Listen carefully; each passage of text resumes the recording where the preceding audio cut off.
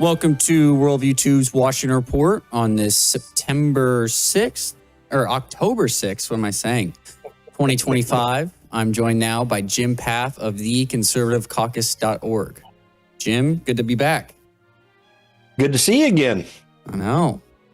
We got a lot of news today. We got Portland turning into I guess not turning into, it's been a war zone, but we got the National Guard coming down there and ICE. I was watching a video. I don't know if you know who Nick Shirley is?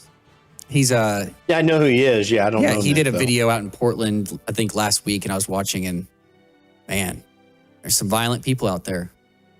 Well, we got another Nick Sorter. He's almost like a son to Myra and me. And he's, man, I'm telling you, the incident with him has brought this into the national limelight. And the Portland Police Department has the DOJ coming after him. And it ain't stopping. It's about to roll out big time. Yeah, and we have him speaking in front of the media. But I'm going to try to find the video. I saw a video, he was being attacked. Was he not? Mm-hmm. Yeah. Let me see if I can find that. Here it is. Let's play some of this. Assaulted. You're going to be pushed. You're going to be. Don't do that. Where'd it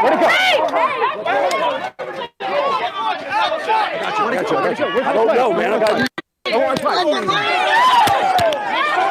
You just saw in there my national field director, Chad Caton, who's out there trying to help him out a little bit. There's another gentleman, Matt Tirico, I believe, who's a former Green Beret. The two of them are kind of navigating this with Nick as he finds himself under constant attack. There are a couple Chad's a former CB in the Navy, and again, a Green Beret, and Matt.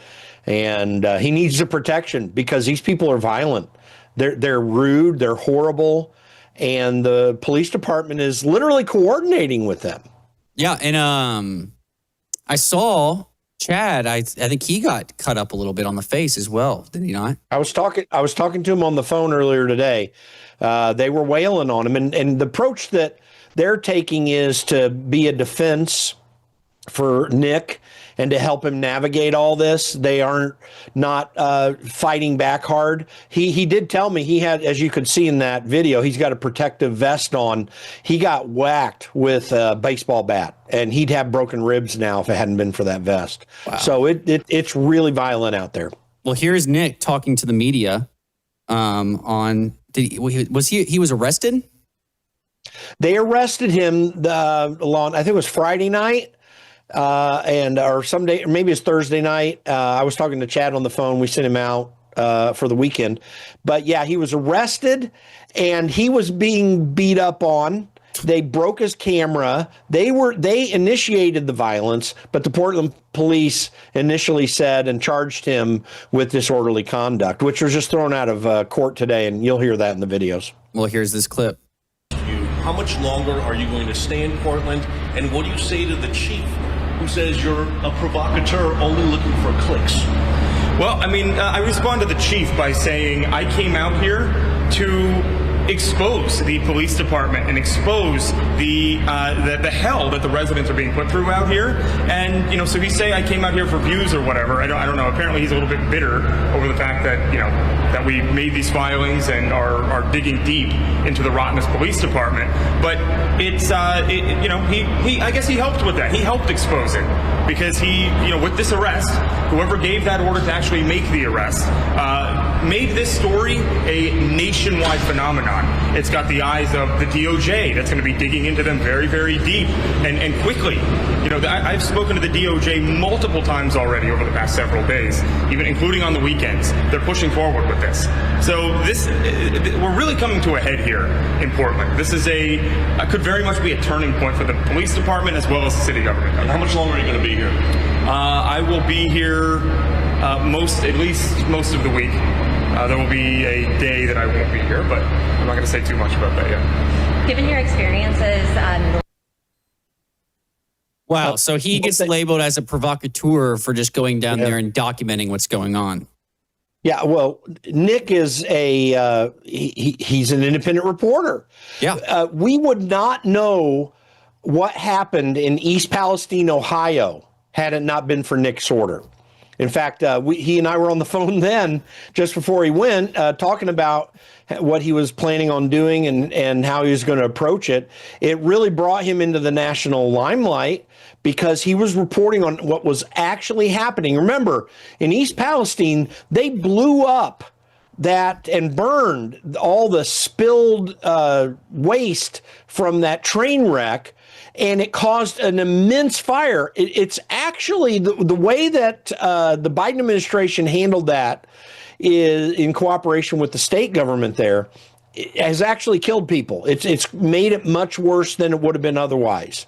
I mean, there was a friend of Nick's. He was showing where he could throw a rock in a creek, and the oil type substance that had come out, it was all over the place, while the Biden administration said it was highly contained, and it wasn't.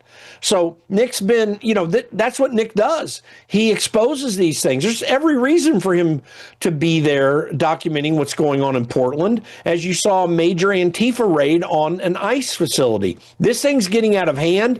And then when you add to that, him going out there, the local police are cooperating with Antifa. I saw a video just earlier that shows that the Portland police were coaching Antifa on how to handle the situation with the National Guard and the ICE agents that are at the facility. I mean, this is crazy. So, I think that the police chief can go pound sand. So what if it brings a lot of clicks? It's bringing a lot of clicks because of your actions, Chief. You're the guy who is at fault here. If you don't like the clicks, get your act in order and become a police department again.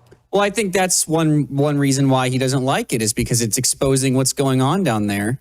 And when I was watching one of those videos, I was told that the police had not come down this certain street where the ICE facility was, where the Portland police, that is, there was feds there and ICE officers holding back crowds. But the Portland police themselves had not been down the street in weeks, and Antifa had basically controlled. They've ceded the road to Antifa. Yeah, there are other videos out there where they're coordinating with the Antifa people who are directing traffic, and they're having discussions with them about how to handle the traffic. Like, they've just given this whole thing over to Antifa. It's something that's out of control. I will be here because they have allowed it to be. Wow. Do I have audio coming off my computer here? I guess not. Here is a clip again of Nick Sorter and his attorney saying there's a 99% chance they're going to be bringing a lawsuit. Last question. Now it's clear. You are moving forward with the federal lawsuit? You'll be getting confirmation of that in the next couple of weeks, but I would put it in the category of 99% certain we will be suing the Portland Police Department in federal court. For the record, could you spell your first? Good. Yeah, they deserve it. I mean, we've got a real problem in this country, and here's what it is. Democrat elected officials are promoting violence everywhere, to the extent that in places like Portland and some other cities, they are empowering the police to allow the violence to continue, turning it upside down on its head. This Portland Police Department is literally helping the Antifa crowd to commit violence against a federal facility. And by the way, Donald Trump is well within his legal rights to have the National Guard guarding federal facilities. That is entirely constitutional. There's an Oregon judge there that is trying to stop the deployment of the National Guard. That judge has no authority to do so because it is absolutely clear that a federal facility is federal land, and the federal government has a right to protect that. This is a facilitation of evil. It's a facilitation of violence being perpetrated by Democrat politicians in Oregon.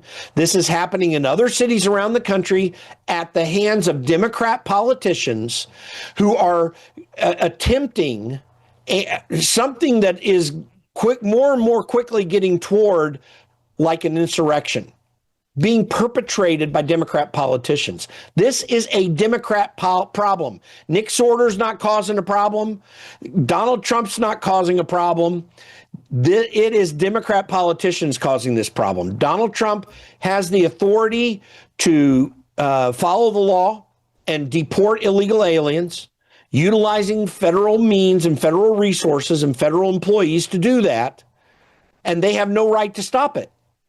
This is a Democrat problem that we're seeing, and Democrats should back down. They are pushing this thing in a direction that will be very difficult to extract ourselves from. And quite frankly, I think that that's what they're trying to get to. Yep. And it's also not just Democrat politicians, it's leftist billionaires and groups that are funding these organizations. And this is kind of ironic. Black Lives Matter national organization has sued the Soros-funded Tides Foundation, alleging it's withholding $33.4 million in owed funds. So when people were saying that Soros-backed groups were funding Black Lives Matter, this just proves it right here. And the only reason that they're pulling it back is because they know they're in legal trouble. Yeah. Donald Trump, through the DOJ and the FBI, they're investigating what Soros has done. Don't forget, there's a gentleman named Noel Singham who's an American citizen, but he lives in Beijing. He's the guy, and he's a billionaire. He's the guy that funded the LA riots earlier in the year. These are just two names that we know of. There are many, many more who are funding these efforts. They are literally violent efforts, and in some cases, and I think in the Portland case, already leading towards an insurrectionist approach. And these people are funding it. They're making it happen. The LA riots happened not just because of Noel Singham's funding of the Cheerla group that started that riot, but also state and local government agencies in California, including a total of $500,000 from the Biden DHS. I mean, it's absurd and insane what these Democrats are doing. This is a Democrat-funded problem. This is being funded by Democrat donors as well. And it's got to stop. And Donald Trump is taking the right action to go after this. And there really do need to be prosecutions taking place from this. There is a conspiracy to create chaos in this country, and it's happening at the behest of Democrat politicians and with the help of Democrat donors. Yep. And well, on to other news. We have Kash Patel put this tweet out. We recently uncovered proof that phone records of U.S. lawmakers were seized for political purposes. That abuse of power ends now. Under my leadership, the FBI will deliver truth and accountability and never again be weaponized against the American people. Well, these 8 senators, Chuck Grassley put out the document that it looks like Mike Kelly, Lindsey Graham, Bill Hagerty, Josh Hawley, Dan Sullivan, Tommy Tuberville, Ron Johnson, Cynthia Loomis, and Marsha Blackburn all had their phones spied on by the Biden FBI. Keep in mind, this was happening after John Brennan had been spying on senators some years before that. I mean, what are we doing here? Listen, everyone hates the term deep state in a sense because they're like, oh, is there really a deep state? We're finding out that there is a freaking deep state. It does exist and has existed. Donald Trump's administration is starting to root it out. It's not entirely rooted out yet. We still have a few problems there, but the FBI and the DOJ and DHS and others are taking steps to get rid of these deep staters. This is a conspiracy against rights. That is a federal crime. And there are probably direct federal crimes that I don't know off the top of my head related to them spying on senators. You know, there is the speech and debate clause in Congress, and congressional records are held by congressmen and kept privately by congressmen because of the speech and debate clause in the Constitution. Their cell phones fall under that standard. It is a violation of law. It's a violation of the Constitution. What was happening in the Biden and Obama administrations, they set this in course. This really is kind of the end result or the end game of, or maybe a long trail of what Barack Obama began to build up during his 8 years in office. He built a censorship state, or the beginnings of it, and he did have a surveillance state. He was utilizing government resources to spy on individuals. It makes what Nixon did a nothing burger by comparison. It's crazy what's been going on, and this is a fantastic move by Kash Patel to get this job done. We have to expose these people, and where crimes have been committed, people need to be prosecuted and hopefully adjudicated in a court of law and sent to jail. Yep. Well, we got to go to a break, but we'll be right back with some clips of those senators talking about this.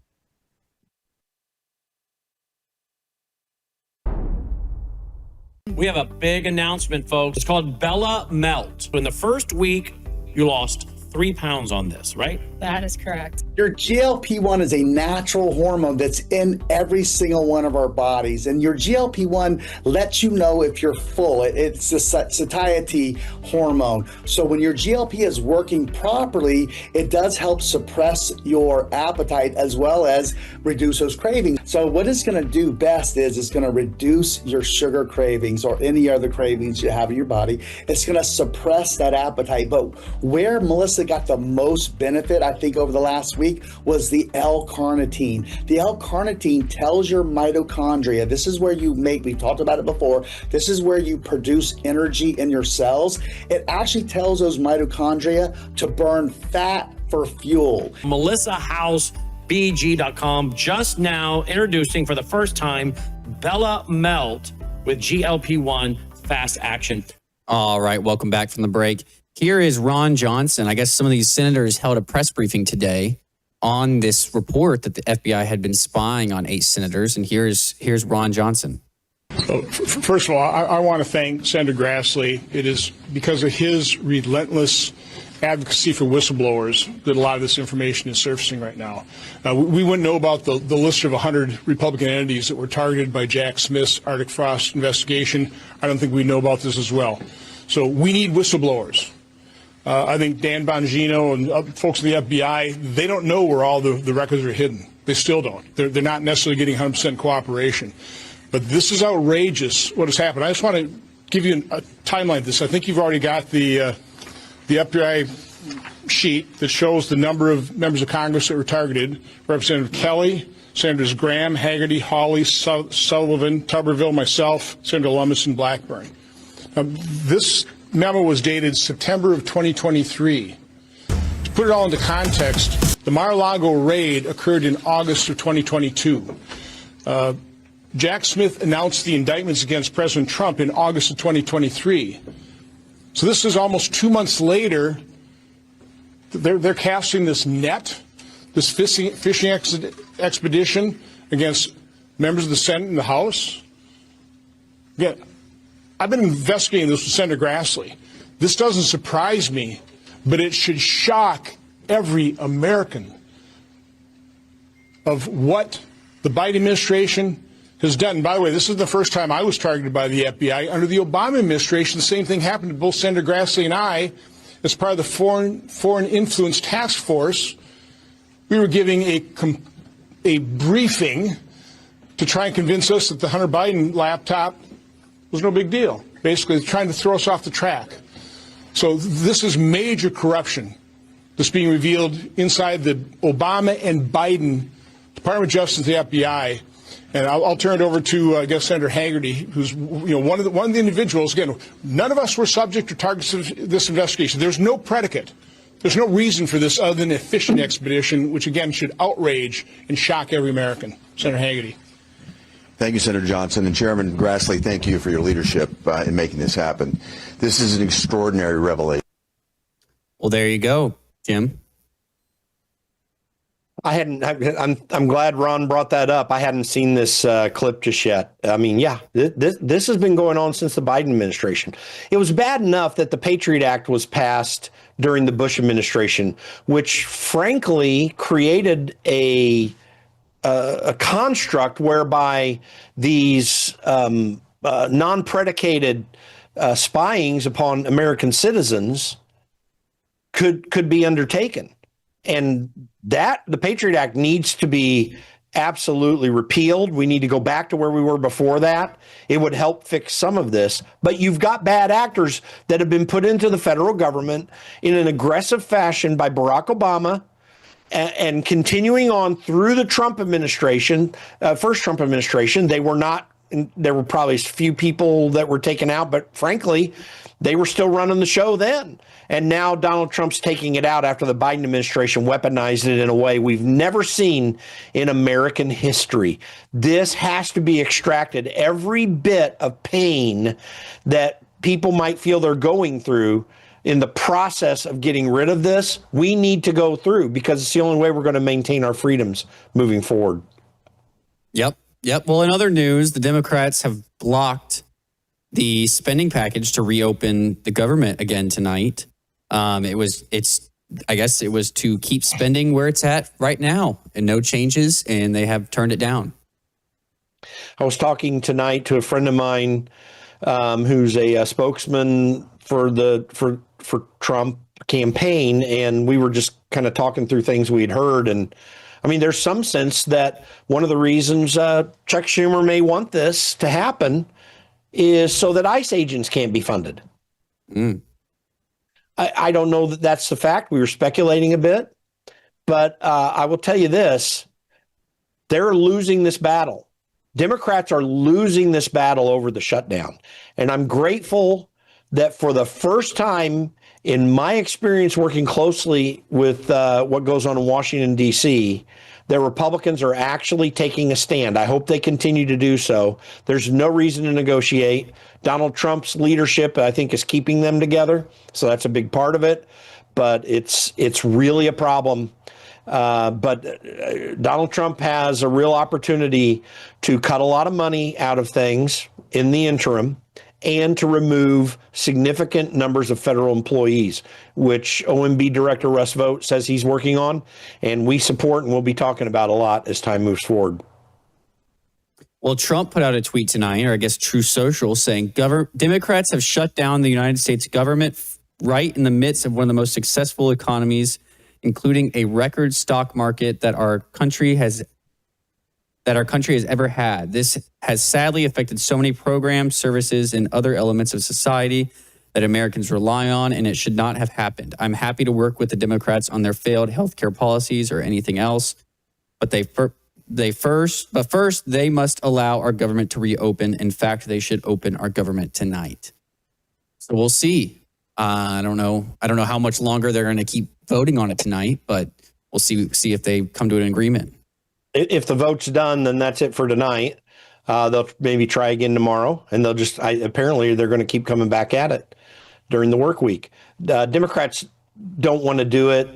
Chuck Schumer actually is dragging his caucus in the Senate into oblivion because he's trying to avoid a primary from Alexandria Ocasio-Cortez.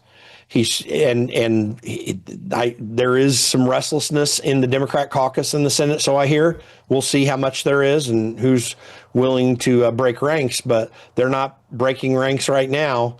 And frankly, listen, I would welcome anyone to go to our website right there, theconservativecaucus.org.